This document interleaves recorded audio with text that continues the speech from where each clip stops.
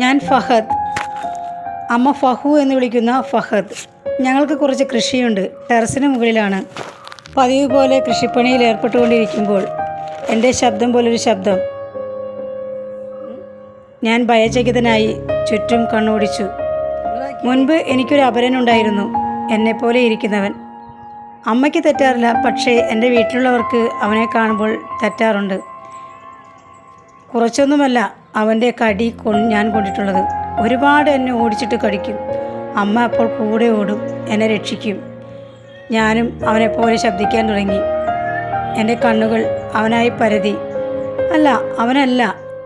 അമ്മ നോക്കിയപ്പോൾ അത് കാക്കത്തമ്പുരാട്ടി എന്ന് പറയുന്ന ഒരു കിളിയായിരുന്നു. ഓ, കിളിയും എന്നെ പേടിപ്പിക്കാൻ വേണ്ടി വന്നിരിക്കുന്നു. അവയുടെ കരച്ചിലും ഞങ്ങളെപ്പോലെ തന്നെയാണല്ലോ. ഞാൻ ആശ്വസിച്ചു. വീണ്ടും ഞാൻ കൃഷിയിലേക്ക് ശ്രദ്ധ തിരിച്ചു.